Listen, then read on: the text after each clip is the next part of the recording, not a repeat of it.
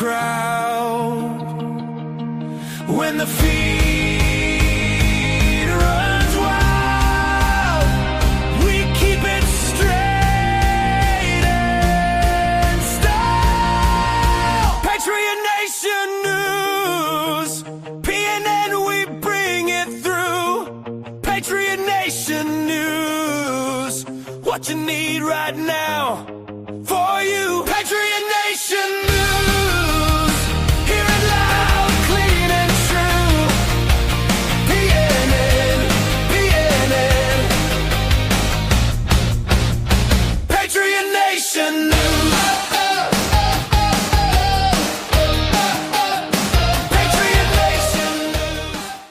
Good evening. This is your host standing by our nation's heart.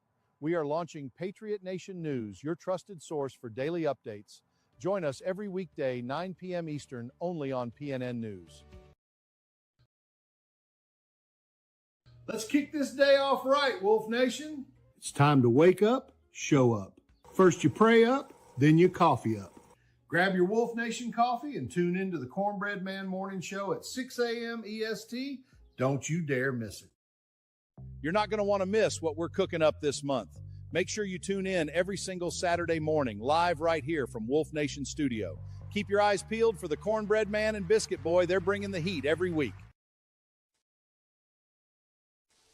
Stay low. Don't make a sound. He's getting closer. Are you kidding me? Right now? I hear someone up there. Come out with your hands up. We got nothing to tell you. Where's Biscuit Boy? Wake up, everybody. It's showtime. Watch the Cornbread Man Morning Show at 6 a.m. EST. Get up, pray up, coffee up with Wolf Nation Coffee. The best brew to start your day right. We must find Biscuit Boy before the Lake Winnie local law enforcement officers do. I know you guys can smell his cigar. Let's go!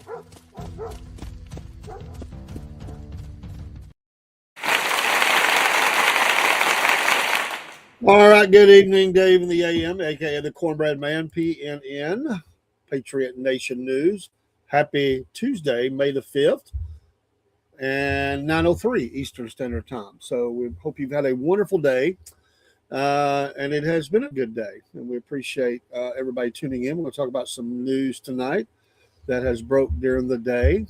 I wanted to start off, though, tonight. I don't want to put my dress up there.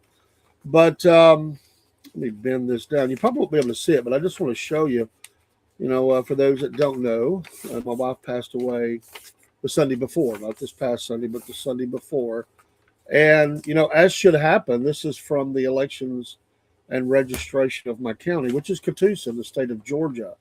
We hear all the horror stories of where they don't clean the rolls off. Well, this is the document. I'm expecting to read that, but basically, this is the document you get. This is the inform me that they have been informed that my wife passed away and that she has been removed from the voter roll. So in my county, in the state of Georgia, we got things going on in the right way. So that's what that is. You can see from the family of, and my wife's name there. And I should have probably put that with my address, but who cares? I don't care. Anyway. Shout out to the county on being doing that so quickly. She died on Sunday, the 26th. This was dated and sent out and arrived April 30th. So this came in very quickly. I've been meaning to show it, but shout out to the election officials, of which, our county does a great job, and I've been a part of that. We'll be a part of it again. I'm going to early vote, but I've been helping with the elections for the last several years. Due to the health of my wife, I have not been able to help the last couple of elections, special election and now the primaries. We will re-engage here in a few weeks and get back in the game. So I love it. I love helping. I love the process of. It's a lot of work. It's a labor of love. Love doing my part as a citizen of these United States. The only reason I went into it was to to learn more and to help. And appreciate all those that are connected with. And this is not to bash any county in anywhere in the state of Georgia, but I live in Catoosa. So Catoosa, salute. I got to see that firsthand. I hate the fact of what happened, but I am very happy about that we are all over that and cleaning those roles off, because when people start distrusting things, then they distrust every part of it. And certainly we have problems in our nation, and they need to be cleaned up, and need to go after those states and counties and boards and officials and whoever are not following the law and not having a protected election. That's one part of it. There's a lot of parts of it, but that has been a problem in Georgia. Not specifically, I don't know about the deceased, but certainly people moving out of the state, coming back in the state and voting. These are things that the state of Georgia has been working on. I'm not an expert on what's happening in the whole state. I'm someone watching all the news that's coming in about that every day, just like you are, and wanting the best for my state. We've had problems, but I want to show the good when it happens, and this was actually what should have happened. And the disclaimer at the bottom was, if this is an error, contact your, the election board, and show cause. But what it said, I thought it was interesting, and I'm going to ask him about this. It says it uses a file sharing database with, of course, the Georgia Secretary of State's office, and that's been there for some time. But it says, or through other reporting mechanisms. Now that could be Social Security. I don't know, but it said this office has been notified that the above listed voter is deceased, and then please accept our deepest of condolences for the loss of your loved one. And this was to notify. They give the name, they give the official code, the voter registration number for her, and then it goes on to say that the Georgia Secretary of State's office obtains data from the Office of Vital Records at Georgia's Department of Public Health in the United States. Again, Social Security, I didn't see that part. Death master list. I didn't know there was such a thing. Should you have any questions, blah, blah, blah, I believe this is there. So they used the Office of Vital Records at the Georgia Department of Public Health and the United States Social Security death master list. So I learn something every day. So anyway, shout out to them. They took action. Not only were they notified, they took action, and they got me notified, and that's the way it should work. Because I don't want somebody, she is obviously deceased, but somebody could use that information if it was out there, and I'm glad to know that that will not be the case. There was some elections around the nation today, in some cases, primaries that are held a little bit different times than others. And so we've seen Vivek Ramaswamy. He was able to hold off in his primary in Ohio, and then he'll go on to the election. But he did get the GOP primary election for Ohio governor. One of the listeners was talking about that this morning. He defeated Casey Putsch in the Republican gubernatorial primary election. Will now face off against Democrat Dr. Amy Action in November to fill the late-term limited Governor Mike DeWine's office, according to the Associated Press. Thank you, Cook. I did see that order come in. I got some of that Patriot Wolf Nation coffee today, the caramel. And I have not had that. If you could just save me a little bit, Cook, and I'd like to try that. I believe that Robert back in the day ordered some of that, and he loved it. I have not. I have tried about 15 blends of what we offer. But I was sitting there talking to Biscuit Boy, of all things, before the show, and was just talking to him pre-show about things, and all of a sudden it popped up. I said, hey, somebody just ordered some coffee. We thank you for all that support, the Wolf Nation. I need to order some more myself. Thank you, Cook, and a dear brother there. With 6% of the votes counted, Ramaswamy 40 received 85.8% of the vote to 14.2%. So a crush job now to go on to November. Last November, President Trump, the article goes on to say, officially endorsed Ramaswamy, also a former presidential candidate, as we know, as his choice for governor. He said this about him: I know Vivek well, competed against him, and he is something special. He is young, strong, and smart. Vivek is also a very good person who truly loves our country. Trump gushed at the time, emphasizing that he won Ohio's presidential elections 3 times.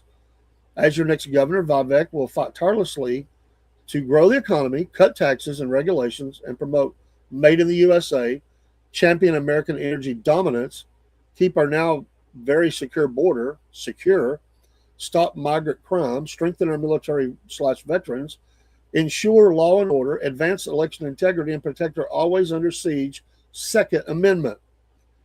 Vivek Ramaswamy will be a great, and he put that in capital letters, governor of Ohio, and has my complete and total endorsement. He will never let you down, Trump wrote. And of course, he does a lot of his posting on True Social. So for those that were following that, Ramaswamy is a Cincinnati native. He has 3 children with his wife, a throat surgeon at Ohio State University, who had the honor of announcing her husband's victory at an election night party. She invited one of their sons to the microphone to exclaim OH, or OH, I guess, to which the crowd replied IO. Quote, I believe we have a historic opportunity to lead Ohio, not just to be the best state of the Midwest, because we are already the best of the Midwest. We have a historic opportunity to lead Ohio to be the top state in the country to raise a young family, to give our kids a world-class education, and to be the state where we revive this quaint idea that we call the American dream, Ramaswamy stated upon the news that he won. He is a Harvard University and Yale Law graduate. He began his career on Wall Street trading biotech stocks for the New York hedge fund, QVT. He founded Roivant Sciences in 2014 with the aim to improve the lives of patients by accelerating the development and commercialization of medicines that matter, according to the company's website. And of course, he left that company in 2020 to focus on writing his New York Times bestseller, Woke Inc. He later helped Tesla CEO Elon Musk found the Department of Government Efficiency, DOGE, as its co-head at the beginning of the second Trump administration. First agenda for the Ramaswamy as governor is to slash property taxes and phase out the state income tax. That will play well. I have some news on that as well in another state, a big company leaving a state for a tax-free state, I believe it is. Consistent with his work at DOGE, he plans to also cut government bloat so our government lives within its means, not yours. He wants Ohio to be the top state in the nation for children to receive a world-class education that prepares them for the real life. This includes raising academic standards, empowering parents with transparency and school choice, raising teachers' compensation, promoting healthy meals and physical education, and expanding career technical education. He has positioned himself as a law and order candidate, promising to enforce stricter bail and sentencing and back the blue.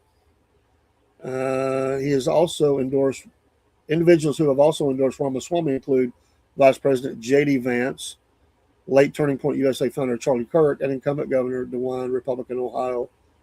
So there you go. Some news from those today. That was all over the news today. So also in the news today was a couple of messages from the administration, seemingly the same, but a little different.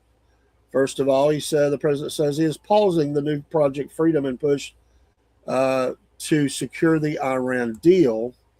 We had seen a lot of talk about this. There was some escalation in hostilities related to UAE ships and maybe even British ships. And they have now said that Operation Epic Fury is over, that they're looking for a deal. You could read between the lines on this. This thing has went further than I think anybody wanted it to go. Without a ground invasion, I think they've about tapped into they put a lot of hurt on them economically with a blockade. They did escort some tankers and ships through the Strait of Hormuz. However, it's not enough. So many ships, little food, little water. This is costing a lot of people and nations money, including our own. And of course, is affecting the energy sector in a great way. I think they're looking for the exit ramp off of this. I think they're not going to get a couple things they want. Well, one of them, the enriched uranium, to whatever degree it is, 60% or whatever. I think there's going to be ongoing discussion. I don't think they're going to be able to do that. And they're just looking for a deal on the straight, get things moving again with a military presence in the region, in case they act up in a great way. I would think. Now, that's my guess. But I've said for a couple of weeks that they wanted this to wrap up really quickly. The midterms are, here. The primaries are going on. Politicians get antsy. Energy costs are rising. The inflation has been ticking up. And the full brunt of that cost, energy-wise, gasoline, whatever it may be, has not been felt. And we're already still stinging from high groceries, cost of groceries and other things, fertilizers, which comes from this region a lot. And so it's very, very important that they get this settled as quickly as possible, I would think. So, yeah, I think that they're very interested in getting this stuff done as quickly as possible. So he says the Project Freedom is now paused. So we'll see. U.S. declares the offense over, but warns that force remains an option. Rubio warns Iran not to test Trump. I think that they want to get this behind them with some kind of deal, claim victory. I'm sure Iran can claim whatever they claim. They stood against the great Satan imperialists, whatever they want to say, and they will move on. I had said that I felt like Americans would stand, and the politicians themselves, at least on the Republican side, would stand strong as long as gasoline remained not too high. The U.S. average is now at least it says it's $4.50 a gallon. We're approaching $4 in my area. We're usually a little lower, and so the average price is $4.52 actually a gallon as of 5:20 p.m. Eastern Standard Time today. And so California is at $6.14 a gallon. The Californians might put up with that, but a lot of the nation will not. It's putting a pinch on a lot of people. And I said, when you start approaching $5 a gallon as an average in the nation, things would speed up. And I feel like that's what happened. Now there's some other news here talking about leaving states for tax-free. In Newsmax's website today, they have an announcement that Dell is leaving Delaware for Texas. $3 trillion quits state. Of course, Texas is one of those states that is tax-free, state tax, by the way, not national, although many would say we should be by the Constitution. But Dell Technologies is the latest major corporation to abandon Delaware as its legal home, marking another high-profile move in what analysts describe as a rapidly accelerating corporate exodus from the state. The company announced Monday that its board had unanimously approved a plan to redomesticate from Delaware to Texas. So this is stinging. There's a lot of companies that have done this. They just can't do business in those states. So they represent a combined. There's 60 public companies representing over $3 trillion in combined market value that have left Delaware. So this is going to put a great burden on the rest. There's a lot of people putting pressure on Gavin Newsom to do something in the state of California as well. The eastward expansion, I should say, and southeast and southwest is in high speed out of California as well. Other states like Illinois is another one, and Maryland. There are a lot of people leaving. They say they've had enough, and they're not getting another tax dollar from me. So this is going to put a lot of these states are in trouble. Their budgets are messed up, and they're in a lot of debt, really bankrupt. They're just going into more debt. So we will see on that. But that it is not a good look that these these are moving on as quickly as they are out of those states. That's Georgia has been able to glean some of those from some of like Illinois and some others into the state, which is cheaper, even though we have a state tax, still cheaper than doing business in some of the others. Thank you, Cook, for that. Love the caramel, the best. It's a great love to watch the Dallas Cowboys. Hey. What do you mean, man? watch the Dallas Cowboys beat the Atlanta Falcons when I'm drinking that Wolf Nation coffee. Little zingaroo there. He's a Cowboy fan. He likes the Falcons. He's just having fun. But I like the little sound of the commercial there, promo you're doing for that Wolf Nation coffee. It's a good point. We'll continue with the news, but I do want to say, if you would like to get you some, a shameless commercial. I don't care. It's how we help ourselves here to reinvest in the podcast. I promise the coffee's great. We're very pleased. Get you some of that Wolf there. The Wolf knows is our slogan. The QR code works, and there are over 40 blends, including teas. I'm going to order some coffee. I'm going to say cookie because we called you cookie there, Cookie Monster. But I like the coffees, and I'm going to order some, but I want to get some of the Earl Grey tea. I'm not a big tea person, but I think I'll get some Earl Grey in honor of Captain Picard of Star Trek, The Next Generation. How many times do you say that? There's a soundbite you can do. Cowboys, go Falcons. There is a soundbite that someone put together, a video montage of how many times he said that throughout the series. It became a regular if you're familiar with the show. Panicking Virginia lawmakers, or Democrats, from the Gateway Pundit, now think their gerrymandering will fail in court, triggering infighting. Virginia Democrats want a narrow victory that could turn into a black eye for the party. You don't think? In a clip posted to the social media platform X, former Democratic strategist Dan Tarantine reported that leading Democrats in the Old Dominion believe their redistricting plan, approved by voters last month, will not survive in court. Quote, what I was told is that they now think it's less than 50% that the court will let the certification go through. Tarantine said in a clip posted on X, quote, the time they don't believe is on their side. He added moments later, and what apparently transpired over the weekend, as we know, the Supreme Court made a ruling on this, and this person would know they're in contact with people. I'm about to say is that the governor's staff is now snipping at the Senate Majority Leader and House Speaker that they warned them last fall this would not pass legal review. I don't think that many care right now that they don't pass the legal review. Tarantine made those comments on the Huddle podcast, which he co-hosts with journalist Rachel Bade. I hope I didn't butcher that too bad. And former White House Press Secretary Sean Spicer. In other words, Democratic Governor Abigail Spanberger's office doubted the legality of Democrats' redistricting plan, but Democrats in the General Assembly went forward with it anyway. Virginia's April 21 referendum took place despite serious judicial scrutiny. I just sort of tell you what your leaders are doing if you're a Democrat, that they don't care. Whatever. We're going to do it anyway. I'm not saying that it's always Democrats. We've certainly seen problems in other areas, but for the most part, we're seeing that. Earlier this year, for instance, a Tazewell County judge blocked the redistricting proposal, citing problems with procedure and language. The Virginia Supreme Court then permitted the referendum, but signaled that it likely would review the redistricting plan no matter the vote's outcome. Last month, more than 3 million Virginians went to the polls, buoyed by affluent voters in the Northern Virginia's Washington, D.C. suburbs, and the referendum passed by less than 100,000 votes. If allowed to stand, the redistricting plan would give Virginia Democrats a 10-to-1 edge in the state's U.S. House delegation. That advantage currently stands at 6-to-5.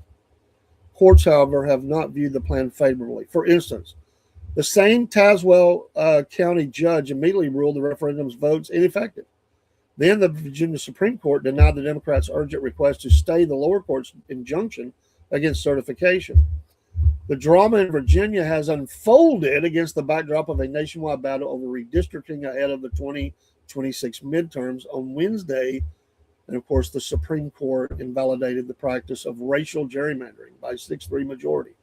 So, we have seen other states such as Alabama and a couple of others that said Louisiana, that they're going to halt right now and get this taken care of before voting. There is a push in Georgia for that to happen. The Governor Kemp, who is also term limited and will be there'll be a new governor in Georgia. He has said he is not going to allow that to be redrawn before the voting. So it's an ongoing battle in many, many states, and we will see where that goes. But this is a big deal. It's a very big deal, and we will see. Also, let me find. I wanted to talk just for a minute about. Hold on, just a minute. Let's see here. Also in Ohio, Representative Macy Couture, Democrat of Ohio, and former state rep Derek Marin are projected to win their prospective primaries. You know, Ohio is always a key state. On Tuesday, setting up a rematch in November after the longest-serving woman in Congress narrowly defeated Marin in 24. Couture, who represents Ohio's 9th congressional district since 1983, ran unopposed, while Marin defeated a crowded Republican primary field to secure the nomination. So a little bit more news from Ohio on this. Let's see here. We already looked at that. That was from this morning, and I wanted to a little bit different story. Moving away from politics just for a minute. FBI Director Kash Patel calls out Nancy Guthrie's the sheriff over that case, over handling of DNA. We would have analyzed it within days. The FBI director blasted the Arizona sheriff leading the fruitless investigation into Nancy Guthrie's kidnapping for bungling DNA evidence. This is interesting. You have this high level taking the task over the handling of this and shutting the federal agency out of the high-profile probe. Patel called out embattled Pima County Sheriff Chris Nanos for sidelining the FBI after the 84-year-old vanished from her Tucson home, claiming he waved off a bevy of federal agents and snubbed an offer to rush DNA to Quantico, blunders the Bureau boss said caused critical time early in the investigation. Quote, for 4 days we were kept out of the investigation, he told Fox News' Sean Hannity on Hangout with Sean Hannity, adding that the FBI raced to assist in the case under state and local jurisdiction. I launched hundreds of agents and intel staff to Phoenix and Tucson just for this case, just to be on standby, just to do the canvassing. And he said, we'll take the DNA. And again, it's a state and local matter. So if it's their call and word to send the DNA, we have Quantico, the best lab in the world. That whole sentence or that quotation there, I launched hundreds of agents and intel staff to Phoenix and Tucson. I would want the lady found, but I'm surprised that they sent hundreds of agents for this case. I know it has a high profile attachment, but how many people are kidnapped in the nation every day and nobody knows where they're at? Again, it's all who you know, right? Or who's connected. Now I'm not sure about that. Let's see here. Here's the other one I wanted. Ilhan Omar has failed to comply with the demand from the Minnesota officials over Feeding Our Future scam. Here's what happened next. An article in The Blaze. Republicans believe Omar may be linked to the massive Feeding Our Culture fraud scam. Posting today by Carlos Garcia, Democratic Representative Ilhan Omar of Minnesota did not meet the deadline by Minnesota State Committee to produce documents related to its investigation into the, quote, Feeding Our Future, end quote, fraud scandal. The House Fraud Prevention and State Agency Oversight Committee of Minnesota took a vote on Tuesday to subpoena the Congresswoman, but it failed by falling short by just one vote. This is one of dozens, if not hundreds, of things we are investigating. We have had hundreds of whistleblower reports. They continue to come in weekly. Minnesota State Rep. Kristen Robbins, a Republican member of the committee, excoriated Omar in comments to Fox News. Quote, it shows her continued disdain for the taxpayer, she said. She feels like she's above having to answer for her involvement in the fraud and her responsibility as a member of Congress who passed the bill that took the guardrails off the school nutrition program that led to the conditions that enabled Feeding Our Future. Robin said committee members reached out to Omar several times and did not receive a response. Could we just not have like? Could we just? Is there some way we could have like the film crew in tow, like happened to a lot of Republican leaders, that they could be? We could see her coming out in handcuffs in the middle of the night. Broski Bear asked, "What are my thoughts on Pete Hegseth and the job he's done so far?" There's a lot of people critical of Pete. He did go into it not with the level of experience, Broski, that others had, although that experience had also resulted in massive failure. So I don't know that paid off. I do think that he has. I mean, listen, all of them in the cabinet, they do at the bidding of the president. So some of them have done good, some of them have done horrible, some have done fair, some have done, I think, really good. Pete's on that side of it. He may have in a couple of instances misstepped a little bit, but he has produced. And I would say the problem for the president is that many of his cabinet members have not produced. They've been very slow. He has criticized them as well. We've saw some terminations. Now, some would say, some are mad. They're thinking that Trump gets mad. He tells Pete, fire another general. Fair enough. But again, there have been people there that let our military get in such shape. I see it as maybe cleaning up the house a little bit. He certainly has resonated with the soldiers. We do feel stronger as a nation militarily, and we feel like we're getting things straightened out. Nobody wanted war or conflict, but I think he's done a pretty fair job, to be honest. He certainly, at this time in his service to the nation, absolutely trounces anything Lloyd Austin ever did, who disappeared without even letting his bosses know that he was gone. So we have definitely turned way away from what previous, Secretary of War, as it's called now, have done. And we are living in some interesting times where there are dangers. So there's work to do. So that's a fair question. I would give him a passing grade. Some would say, everybody has an opinion, just like we all do. I would say that he's in the A, the A area. Was it A plus? Maybe not. I don't know. Some would give him that. Some would say less. It's and it takes some time to see, what the end result will be. He has had some problems. And listen, in his personal life. I mean, apparently, some problems, and a lot of people have. There was times that he had some trouble, I think, with the drink. That's what I've heard. He does he can get tempered up. But all those people that said that he would bungle this job because of his experience level, they look like fools now. Him and other entities have worked closely together to pull off some very extremely high level and dangerous missions almost without a fault. And that's hard to do. So I would give him a great passing grade. And he's being put in positions that are not the easiest to perform. I mean, this is not low-hanging fruit. Grabbing a leader out of his country, it's not low-level fruit. And Iran is no pushover. Everybody knows that. Some people might have thought they were. They don't have the Air Force or the Navy, but they were certainly weaponized with missiles and drones, and they have connections all throughout the Middle East.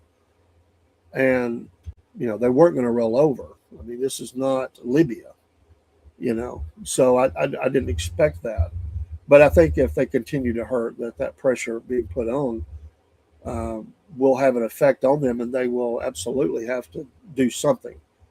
I mean, at some point, wherever that line is, and nobody knows exactly, and I'm not saying it would be a great thing, it would be utter chaos, but at some point, if the pressure on the people in any nation rises to the level that they feel like they have nothing else to do but to go and try to stop who is causing their pain. And, they don't, much of the country does not want this RGC and the mullahs and all that. At some point, no matter how many weapons you have, no matter how many drones, missiles, it doesn't matter. If you have a swarm of people that is numbered in the millions coming at you, you're going down. You are absolutely going down. Iran, ironically enough, pulled the same thing on Iraq back in the Iraq-Iran war. Saddam Hussein, what was that, a 12-year war? It tells you how long they can. And Iraq had one of the best militaries in the world, especially in that region at that time. That Republican Guard or whatever they were called, Revolutionary Guard. But anyway, they were, on the sands of Iran, and they were making advances. And Iran's response was to arm 1 million men with AK-47s and say, just go.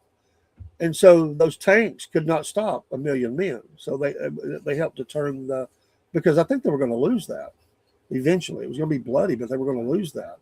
And that's what they did. So wouldn't it be interesting if a million man citizenry rose up with weapon in hand, whatever they could get, and went after these people?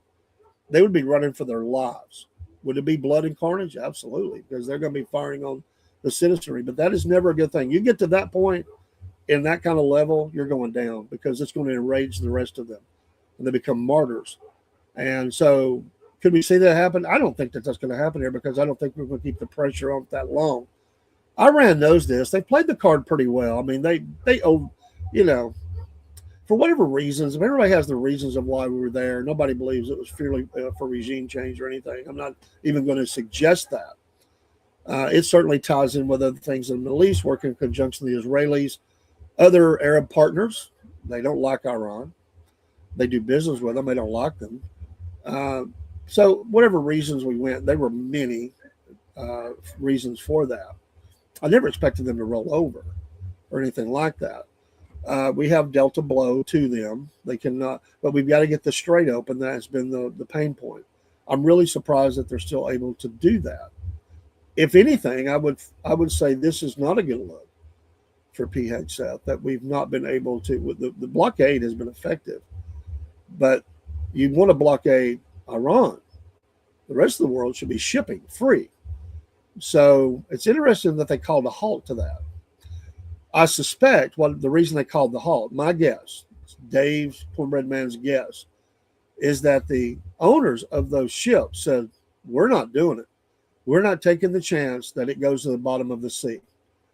And it's such a number that they wouldn't have had anything to escort. And that's what I suspect. Yeah, could they have had intel that Iran's ready to make some kind of deal that America could be okay with? It's possible. I just think that it's probably the other, because those captains have been told by their owners, you stand down till we tell you to go. Now, it's not good for them. They need to resupply them. That's a lot of goods and services. And the world, it is interesting. We went to the UN. To get a resolution that appears like it's going to pass.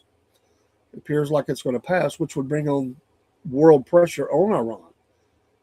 And I think they have decided to do this instead of any kind of military action, which at this point, like I said, is not effective to a point other than just destroy more stuff. They want to accomplish the goals. That would have to come through a ground invasion, and Americans are not going to stand for that right now in enough numbers. The president will be, he tried to push through on the War Powers Act. It looks like that's a fail, to say that the ceasefire started that clock over. I think they got a no-go on that. And so they're trying to rally some people behind him to show support in case they do.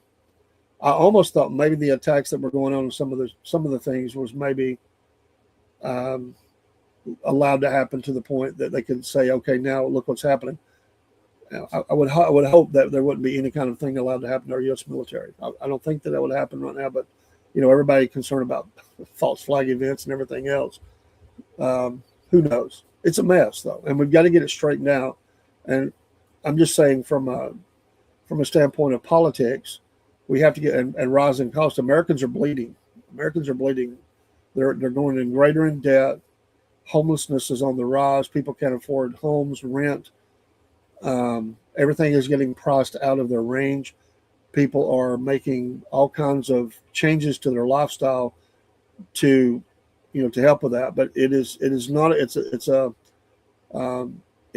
a snowball effect that is affecting so many things, and it's affecting industry. I mean, it's affecting the way we do business.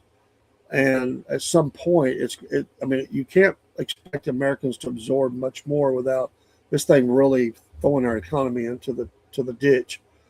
Everybody's hurting. People that have money are worried about holding on to it.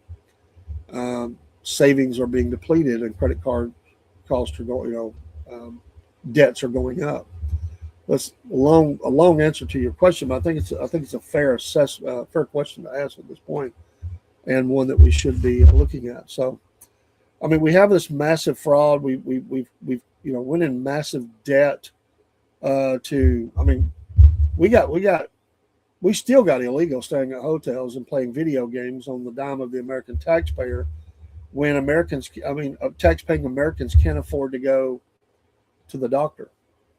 A lot of Americans don't have insurance. It's healthcare costs have always been, of many the last few years, been exploding. This is going to continue to happen, and like I said, it's just affecting so many different areas of our life. And Americans are going to get sick of it. Let's see here. I had something else I wanted to jump into really quick. Oh, yes. RFK Jr. RFK Jr., 1 second. He is Make America Healthy Again. He said on Monday, of course, he is Health and Human Services Secretary, Robert F. Kennedy, said on Monday he announced a new federal initiative aimed at reducing the overprescription of psychiatric medications. Now, there are people, and I'm not a doctor, not a medical doctor, don't have any connection to the medical industry at all. However, I'm a firm believer that garbage in is not good. And the least that you can take of anything that these people are pumping out, the better. More healthy things. I'm all for that. There are some medications. I take 2 and only 2, and a vitamin. That's what I take. And I'm hoping through efforts I'm doing to get off of one or both of those. I would love to hopefully do that. And I know that there are people that take some of these in some varying degrees. It's a help to them. Maybe there's better alternatives, but I do know people that are on them, and it keeps them balanced, depending on what it is. Some of those are veterans, and they deal with a lot of different things, and they're looking for their delivery, and they say that what keeps them together. So there's a lot of sides to this. However, it is an overprescribed problem in our nation, and fair or not, but if you look at many of the mass killers in our country, they are on at least, not all of them, but a lot of them, high percentage is on at least one, if not 2 or 3, at the time that they did the horrible deed they done. And I do think that that's something we need to look at. The effort unveiled during a Make America Healthy Again Institute Summit on mental health and over medicalization will focus on what Kennedy described as a more cautious and transparent approach to psychiatric treatment. Kennedy said during his address, "Today we take clear and decisive action to confront our nation's mental health crisis by addressing the overuse of psychiatric medications, especially among children. The United States does not just face a mental health crisis. We face a dependency crisis driven by over medicalization. 1 in 10 American adults takes an antidepressant. Or 6, I think that meant to say, 1 out of 10. Wow. I think they miss, sometimes journalism is not where it needs to be today.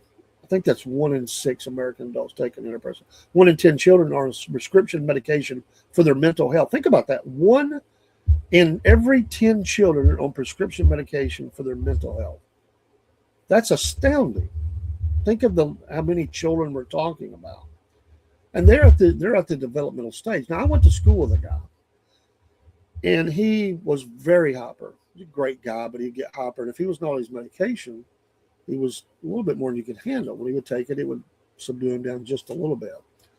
And I've seen, but there may even be better options there. I don't know what he was on, but he never told us. 30% of college students report using psychiatric medications in the past year. 30%.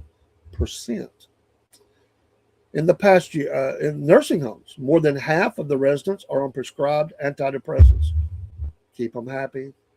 not moving around, I guess. That's not a marginal issue. This is a system level pattern. Too many patients begin treatment without a clear understanding of the risk or how to come off of them, which can be one of the problems they have. They get put on 1, 2, or 3 medications, even one. If it's the wrong dosage, they can hear voices if they come off too quickly.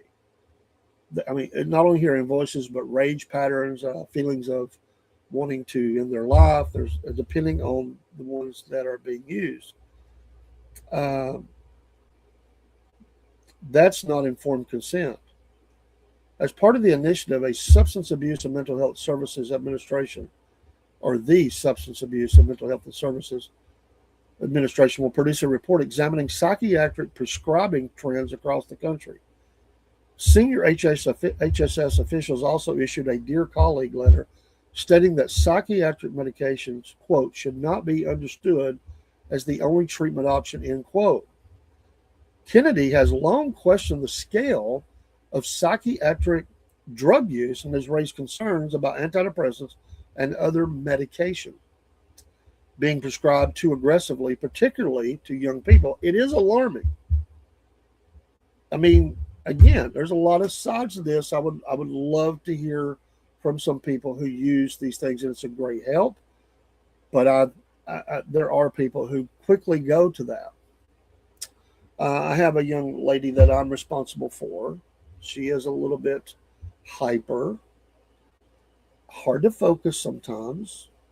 We have resisted putting her on anything. We never have. We were told in elementary school, we were told this by a teacher. She suspected that she needed to be on medication. We have went through challenges. There's times it's affected her a little bit. But to me, she's doing okay. They find ways to work with her. Kids learn different ways. I've heard of some teachers that let children stand while they do their work. It tends to help. And again, in this article, it goes on to say there are well-documented connections between these uses and mass shootings, although the science remains contentious. According to CDC data, roughly 16.5% of American adults were taking psychiatric medication as of 2020. The American Psychiatric Association responded by saying it supports additional research, but it objected to claims that overprescription is the central driver of the mental health crisis. It said describing alone is not, or desubscribing alone is not a sufficient response. Kennedy's initiative comes amid growing public debate over the widespread use of antidepressants, SSRIs, ADHD medications, and other psychiatric drugs, especially among children and teenagers. I don't know, and again, that we need to have a lot of data. We need to research in this area very heavily. And I've always said, I don't paint the brush over something with one stroke. There is a lot of different levels to this, and what works for one person, just like any medication or treatment plan, will not work for another person. You can go online and read the comments about anything they're talking about. Some will bash certain things, and others will say it's the greatest thing that ever happened for me. Again, we don't want to take away from those who need those things.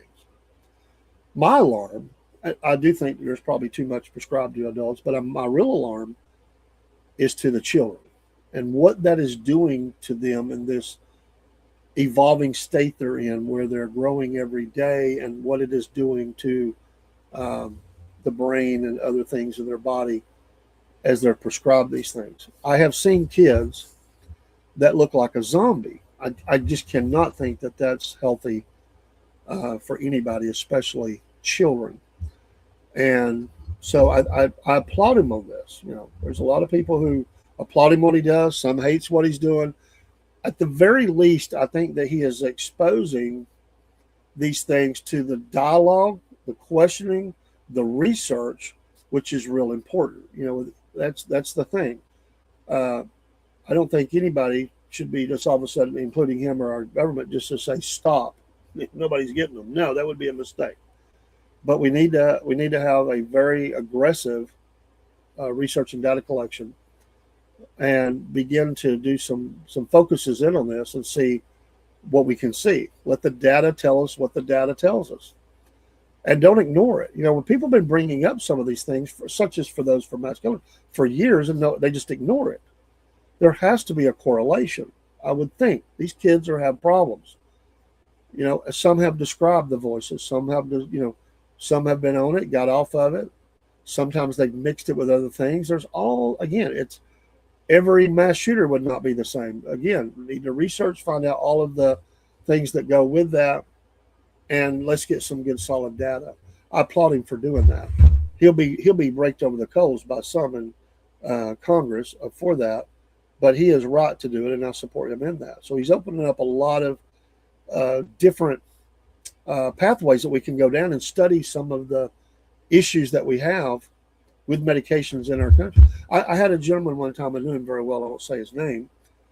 His dad at one time was basically dying.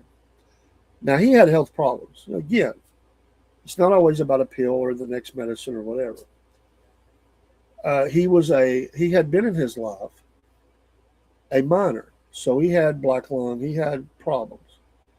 Well, he goes to see him, and he's struggling. I mean, he's not good. He begins to count up his medications. I want to think he was on something like 20 plus medications. So he got him with, because everybody he went to prescribed a new medication. So he took him to his general practitioner doctor. And he started communicating with many of these that prescribed. And he went down from the high of whatever that was. I think it was over 20, but whatever it was very high. And he got him down to, I want to think it was like 6.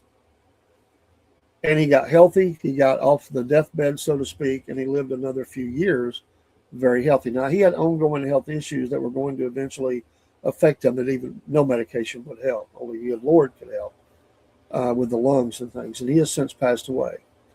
But they rescued him from a certain death, extended his life, and it was a productive life when we got to spend with his children, grandchildren, and so forth, and enjoy his life for a few years, because they were poisoning his body. Now, I'm not saying any of them intentionally did it. They just don't communicate. And everybody you go to, they want to give you another medication. Now, through law enforcement and things that have happened, there has been a tightening of some things. And they're very slow now to authorize certain drugs. I would think we would want people to get the medications they need, not to abuse, not to sell, not to give away, but for them to take.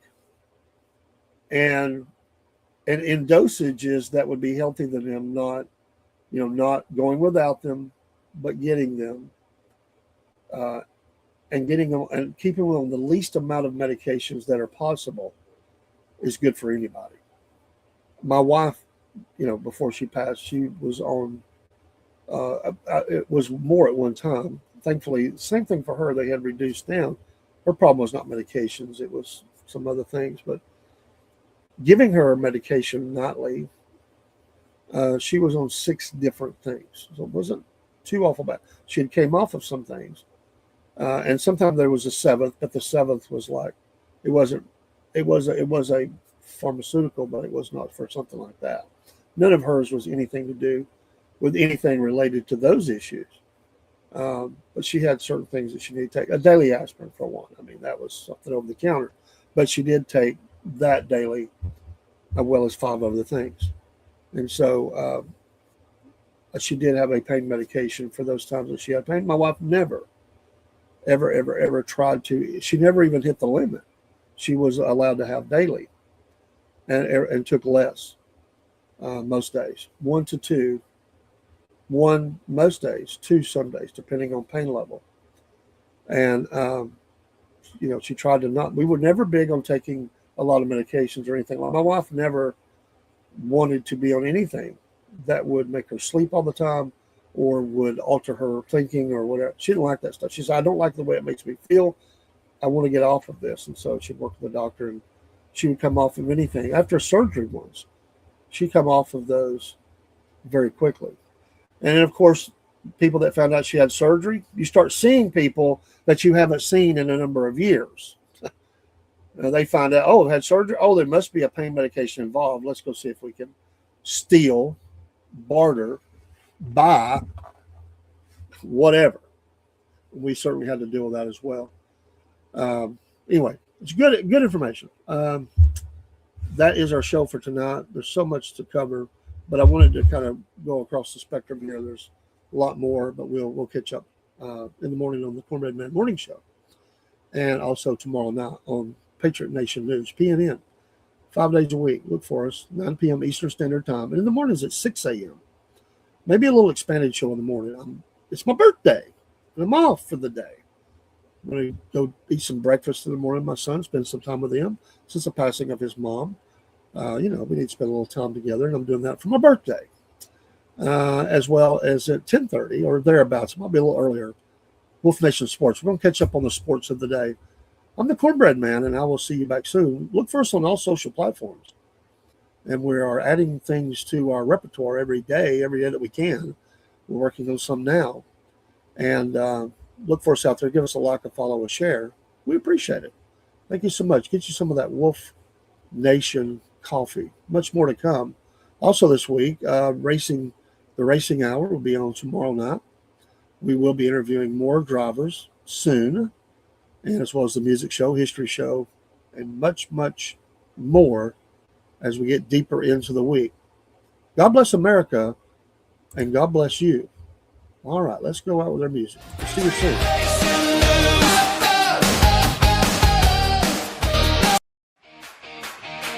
Patriot Nation News. PNN. Patriot Nation News. PNN.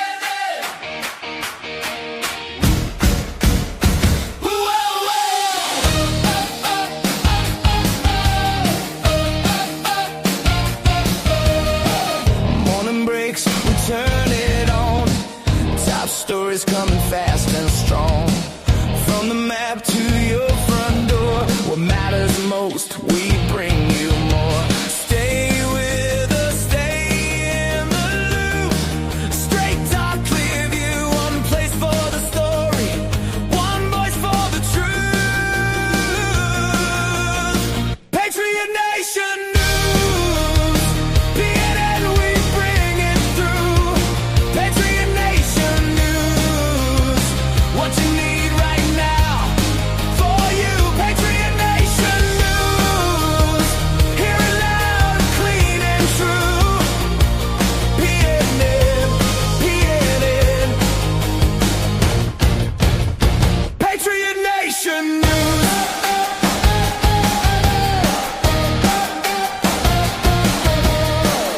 Voices rise, the facts roll in. Every angle, every win. City halls and highway miles. Real lives, real news, real time. Stay with us, stay in the loop. Straight talk, clear view, one place for the story, one voice for the truth. Patriot Nation News, PNN, we bring it through. Patriot Nation News, what you need right now for you. Patriot Nation News, hear it loud, clean and true. PNN, PNN, Patriot Nation News.